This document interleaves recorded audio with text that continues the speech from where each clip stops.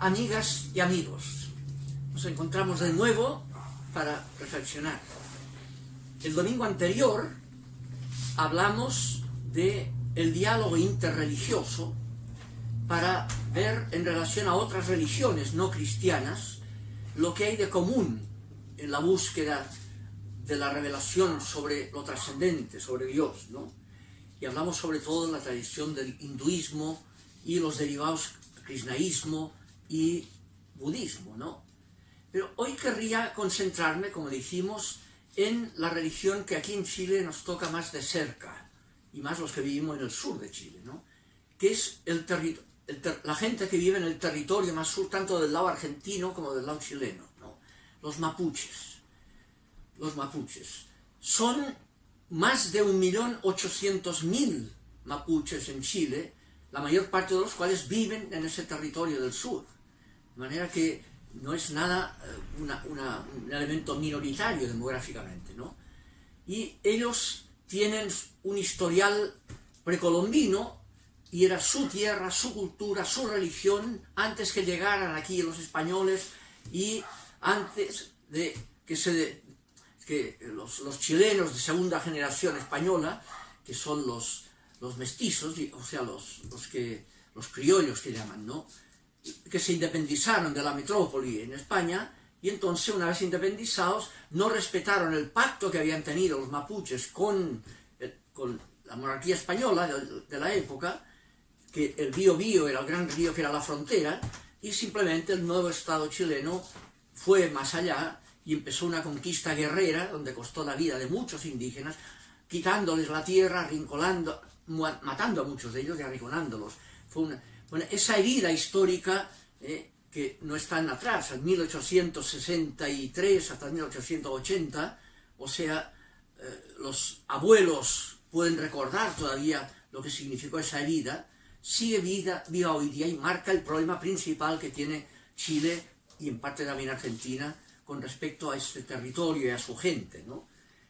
Tienen y han tenido siempre su propia tierra. Mapu significa tierra, es la gente de la tierra, che, mapu, che, la gente de la tierra, del territorio, con su propia lengua, mapudungún, la lengua de la tierra, que es una lengua además muy elaborada, tanto que hay un huinca que decimos aquí, o sea, un chileno, un no mapuche, que escribió un libro comparando el idioma mapuche con los idiomas occidentales, el inglés, el castellano, el japonés también, ¿no?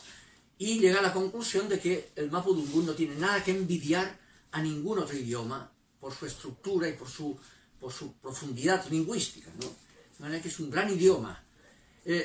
Tienen su cultura general muy centrada en la misma naturaleza, en la tierra y en su ambiente, con profunda visión ecológica, un respeto profundo por la tierra, que la ven como animada, con nehuén, que dicen, con energía, que anima sus ríos, sus cordilleras, sus lagos, sus volcanes, ¿no? Está animada con nehuén. Es el espíritu de Dios, el fileu, que anima esa tierra en los diversos nehuén que la animan. A veces nehuén son las ánimas de ancestros que siguen presentes en sus ríos, en las tierras donde murieron, ¿no? Y por tanto hay un respeto que les choca enormemente, los violenta, todo lo que es la expropiación de la tierra y el mal uso, digamos, el despojo y el pasar a llevar todo el respeto ecológico de la tierra. Ese es un tema del cual tenemos mucho que aprender los occidentales de segundo mapuche, ¿no? El concepto de progreso que tienen no es lineal a futuro, sino que el progreso es circular, es vivir siempre con el sentido que ha tenido para los ancestros, ese vivir en la misma tierra, con las mismas categorías, digamos, culturales y religiosas. Y ahí está el tema, tienen su propia religión ancestral también, ¿no? Eso, desgraciadamente, cuando llegaron los occidentales con su religión cristiana y su forma de religión cristiana que llegaron aquí, pasaron a llevar a las religiones tratándolos de paganos y no hubo ningún diálogo interreligioso. Lo había intentado en el norte, en la parte americana, en México y así, lo había intentado el padre Bartolomé de las Casas, le costó mucho hacerlo, pero él tuvo una visión que aquí no se dio generalmente, con algunas excepciones, ¿no? Entonces yo querría ponerme a reflexionar y a dialogar con lo que es la religión mapuche, ¿no? En primer lugar, son profundamente creyentes y tienen una visión de el Dios único, como el absoluto, que es Nidol.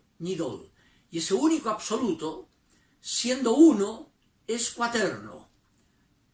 Así como vimos el mundo hindú que tenían el Trimurti, la Trinidad hindú, y ahí la Trinidad cristiana siendo monoteísta, aquí también es un monoteísmo cuaterno. Y esa cuaternidad obviamente no es matemática o aritmética, sino que es de significado metafísico, es analógica. Significa que Dios es relación, igual que lo significa el Trimurti y la Trinidad cristiana. Dios no es yo tú, es relacional. Expresado en términos familiares aquí, ¿no? Dios es padre, madre, hija, hijo, ¿ya? Dios es relación. En eso estamos de acuerdo, decimos lo mismo. Y si hubiera llegado una teología trinitaria relacional en el cristianismo, se habrían entendido la religión cristiana con la religión mapuche en su fondo primero, que es el monoteísmo relacional. Dios es relación, no es poder. Y por eso era más fuerte todavía cuando en nombre del Dios cristiano usaban un poder legitimado religiosamente para derrocar, digamos, y hacer daño y quitarle la tierra y todo a esos indígenas. Veían que el Dios cristiano no era relacional, sino de poder, arrasador, que producía víctimas. Y allí hubo una falla por parte del cristianismo en su mala teología trinitaria de ese momento, ¿no? Que hay que recuperar para un diálogo profundo, relacional, ¿ya? Fíjense que el mismo documento de Aparecida, el último sínodo episcopal, que por un lado, cuando empezó mal, por un discurso del Papa Benedicto, cuando inaugura, en que dice dos cosas que dolieron mucho. Primero dice que el Evangelio no supuso en ningún momento una alienación de las culturas precolombinas, ni fue una imposición de una cultura extraña. Es extraño decir eso, ¿no? Y lo segundo, la utopía de volver a dar vida a las religiones precolombinas, separándolas de Cristo y de la Iglesia Universal, no sería un progreso, sino un retroceso. En realidad sería una involución hacia un momento histórico anclado en el pasado, como si fuera una religión muerta, muerta. Por tanto, olvídense, ahora son cristianos. Y claro, el alma es con su religión, está viva, profundamente viva, y hay que dialogar con ello, ¿no? Bien, eso lo primero. Yo tuve la oportunidad de conocer a un mapuche, Martín Alonqueo, que había reunido en su vida tradiciones religiosas principales y los ritos principales de la religión precolombina mapuche, y pudimos publicarlo en doble columna, mapudungún castellano, digamos, de manera que a partir de lo que eso significó para mí, querría decir algo sobre cómo veo yo el contenido de esa religión y la posibilidad de un diálogo profundo con ella, ¿no? En primer lugar, el Nidol, el Dios supremo cuaterno, es Señor, Ñenen, en mapudungún, ¿no? Señor. Y es Señor de todo, Señor del cielo, Ñenen Nuenu, Señor de la tierra, Ñenen Mapu, Señor del subsuelo, y Señor de la gente. La gente es Che, ¿no? En el Che, Ñenen Che, Ñenen Chen, que es la invocación que hacen generalmente, Señor nuestro, Señor de la gente, Ñenen Chen. Ahora, introduce mucho sus plegarias cuando los pillantunes, ¿no? Las elevaciones del alma, eso del pillantún, las plegarias de la gente, siempre empiezan como muchas plegarias cristianas, ¿no? En el nombre del Padre, del Hijo y del Espíritu Santo, pues empiezan con la cuaternidad del Nidol. Oh eterno Señor Dios, oh eterna Señora, oh eterna doncella, oh siempre joven Señor. ¿Ya? Anticú Furushá, Anticú Puché, Anticú el Shadomó, Anticú el Cheventru. Y es el Genechen, Señor nuestro, el Señor de la gente, ¿no? Eso hay. Dentro de eso, esa perspectiva, los dos ritos principales que tiene el mundo mapuche son, uno primero, lo que llaman el Guillatún. El Guillatún es una celebración, cada cierto tiempo, cada 4 años generalmente, ahora a veces lo hacen más frecuente, ¿no? el guillatún es un rito de consagración del orden de la naturaleza, ¿ya? Es de consagración. Es al aire libre, dura 2 o 3 días, es muy festivo, y cuando en ese proceso anterior la naturaleza ha funcionado de acuerdo al orden natural, que es lo que Dios quiere el orden natural, ¿ya? Entonces dan gracias. Es un guillatún eucarístico, diríamos, un guillatún de acción de gracias, con bailes adecuados, con bendiciones, con plegaria, dirigido por los líderes de la comunidad, que son los loncos, los líderes de cada uno de los lof o grupos del pueblo, dividido en lofs, en grupos distintos, ¿no? Entonces ellos dirigen, convocan y dirigen el guillatún. Ahora, cuando el proceso no ha sido de acuerdo al orden natural, ha habido terremotos, ha habido mala cosecha, etc., entonces el guillatún se pide perdón. Dice, algo hemos hecho mal, que el orden natural se rompa. Y son guillatunes penitenciales, ¿ya? Son los 2 tipos de guillatún principales, ¿no? Sí. El segundo rito importante es el machitún, ¿no? El segundo rito es el machitún. Machitún es una celebración para retornar al orden natural un desorden grave de la salud de alguna persona. Entonces el machitún.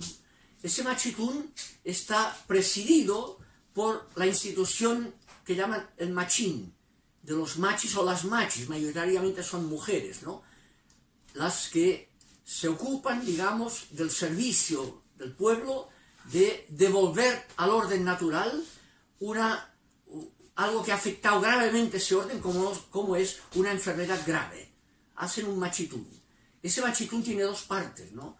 Una primera parte es cuando llama a la familia que tiene a la enferma o al enfermo, llama a su ruca, su casa, su casita, llama a la machi, y la machi va allá y primero ve a ver de qué se trata esa enfermedad, qué gravedad tiene, y para ver qué tiene que hacer para desalojar el mal que ahí se ha producido, convoca a la comunidad, a la familia y a la comunidad general, con otras machis también, el lonco, etc., lo convoca a la ruca de la machi, donde siempre hay delante de la puerta de su ruca, hay el árbol sagrado, el reue, que es propio y exclusivo de la machi.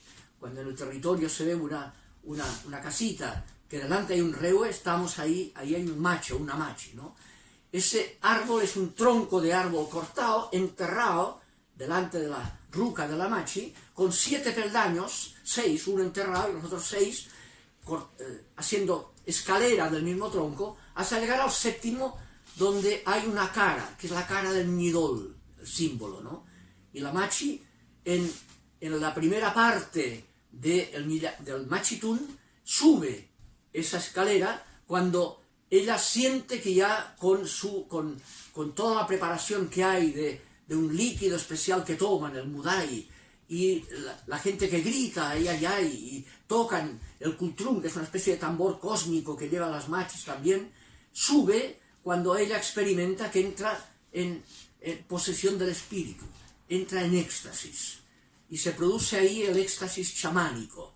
Es una perspectiva chamánica, propia del chamanismo, que se constituye en la capacidad extática de la machi. Entra en éxtasis, accede a otra realidad, los ojos se le vuelven en blanco, empieza arriba, ahí se apoya con ramas del árbol sagrado, que es el canelo, ¿ya? Y ahí es una especie de inicio de baile, y habla idioma que no es ni mapudungún ni ningún idioma, habla lengua del espíritu, ¿no? Y cuando termina ese éxtasis, cae abajo, la recogen entre 4 que forman parte del ritual, y hay un intérprete, que forma parte del rito, que va interpretando lo que ella está diciendo. Y cuando vuelve en sí, abajo, le dice lo que ha dicho. Y ella ahí descubre que ante el nidol, el espíritu del nidol, el fileu, le ha revelado cuál es la causa que produce la enfermedad que ella tendrá que curar. Y ahí tiene ya con qué mal espíritu tiene que luchar.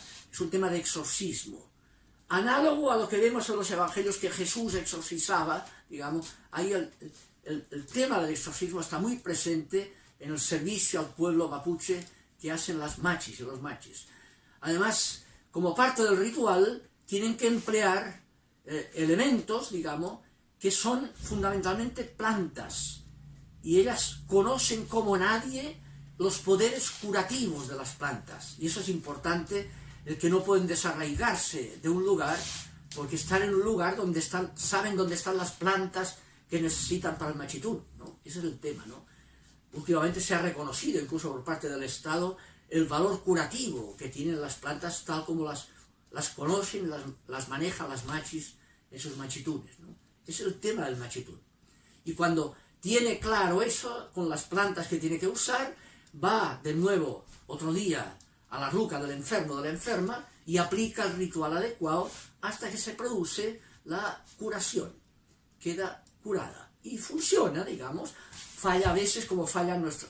Es decir, hay un tema, digamos, de convicción cultural y religiosa de toda la gente que le tiene una tremenda confianza a sus machis en este apoyo para superar las enfermedades y los malos espíritus que las producen, ¿no? Es el tema del machitún. Hay otro rito que es el Geiku Reue, de ahí viene el tema del Reue, que es el rito de consagración de la machi. En la institución machín, las machis consagradas, cuando hay alguien que tiene vocación de machi, es vocacional, no es por hereditario el ser machi, sino que es vocacional. Y cuando alguien entra y siente que tiene vocación de machi, y tiene capacidad extática, chamánica también para eso, entra en el machín y es formada por machis hasta que llega un momento que simplemente la consagran como nueva machi. Y entonces en su ruca se instala el reue, que caracteriza, se le da el cultrún, que es el tambor ese sagrado que está marcado con 4 partes, norte, sureste, oeste, con la luna y Venus, sobre todo, y algunas estrellas, es nocturno. Las machis son señoras de la luna, es nocturno, no es como el inti del norte, del peruano, ¿no? Que es el sol. Aquí es de noche, y la joyería de los machis es de plata, no es de oro, es argento, ¿no? Es lunar, y es nocturno, y llueve mucho también, es más oscuro el territorio, digamos así. Entonces, en el Geiku Reue, cuando entra el rito de la consagración de la nueva machi, una vez tiene el reue y está, entonces culmina cuando le perforan la lengua, la machi consagrante, y en la sangre que sale de la lengua le coloca savia de el canelo, savia de la planta más sagrada que tiene, como que se interioriza, entra en su propia sangre, en su propia identidad, el conocimiento de las virtudes curativas de la planta, ¿no? Un rito homeopático muy profundo, ¿no? El Geiku Reue. Bien, por ahí va la temática, aspectos que yo encuentro que deberían ser muy importantes en el diálogo, ¿no? Fíjense que en el año 2000 hubo una reacción del Vaticano frente a la búsqueda de las religiones precolombinas de ser respetadas, ¿no? Y ahí más bien se paró tanto que el grupo de teología andina cristiano tuvo una reacción de queja muy fuerte frente al documento llamado Dominus Jesus del Vaticano en el año 2000. En ese documento llega un momento, lo que más dolió, dice lo siguiente, dice: debe mantenerse firmemente la distinción entre la fe teologal y la creencia que se encuentra en las otras religiones. O sea, la fe teologal es como la gracia, que sería exclusiva del cristianismo, y las religiones, las otras, tienen creencia, pero no tienen gracia. Esa barbaridad. Es una barbaridad por 2 razones. Primero, porque justamente eso es lo que rechaza la antigua condena de una herejía, que es la herejía jansenista. Fíjense lo que condena el Vaticano mismo en su momento contra Jansenio. Dice lo siguiente, ¿no? Dice: paganos, judíos, herejes y otros de este género no reciben de Cristo absolutamente ningún influjo, y por lo tanto se deduce de ahí que su voluntad se encuentra desnuda e inerme, sin ningún tipo de gracia suficiente, con puras creencias, ¿no? Eso es lo condenado, dice. Eso está condenado por la Iglesia, es un falso concepto del cristianismo. Y eso además va contra también lo que afirmará el Vaticano II, el texto notable que en Gaudium et Spes número 22, ¿no? Cuando dice, hablando de la gracia sacramental, los sacramentos como mediación visible de la gracia invisible, dice, todo esto es válido no solo para los que creen en Cristo, sino para todos los hombres de buena voluntad, en cuyo corazón actúa la gracia de un modo invisible. Siempre la gracia es invisible. Aquí lo que está diciendo es que hay gracia aunque no haya la visibilidad sacramental. O sea, los sacramentos no tienen el monopolio de la gracia, son medios visibles de gracia, pero no son monopolio. Puede haber gracia aunque no haya sacramentos cristianos como tales, ¿no? Y por tanto puede haber gracia a través de unos medios rituales como estos que explicamos, ¿no? Aunque no sean los sacramentos cristianos, ¿no? Puesto que Cristo murió por todos y la vocación del hombre, del ser humano, es una misma, es decir, la vocación divina. Por tanto, la gracia la tienen todos los seres humanos de buena voluntad. Obviamente las religiones y los creyentes de otras religiones tienen buena voluntad. Y si tienen buena voluntad, tienen gracia. Entonces hay que corregir radicalmente la mala forma de entender aquello de que fuera de la Iglesia Católica no hay salvación. O sea, no hay el don gratuito, que es la salvación, ¿no? La divinización. Sino que ese don gratuito se da aunque no haya llegado el cristianismo ni sus misioneros. Hay gracia aunque no haya sacramento. Hay gracia aunque no haya llegado la Iglesia Católica. La gracia estaba. Otra cosa es que llega al cristianismo y puede ayudar, si dialoga bien, para que descubran y expliciten más en diálogo con el mismo cristianismo la gracia que estaba ya como semilla del verbo antes de llegar los misioneros cristianos al continente. Este tema es fundamental. Bien, yo creo que ahora en Chile tenemos ya elegidos 155 personas para elaborar una nueva constitución. De esas personas se han elegido 17 indígenas, 7 de los cuales son mapuches. Yo espero, creo que es muy importante que en esa nueva constitución pueda esos criterios de diálogo cultural y religioso estar presentes en una perspectiva plurinacional, plurirreligiosa, con un diálogo fraterno entre todos. Esperemos eso. Nos veremos el próximo día.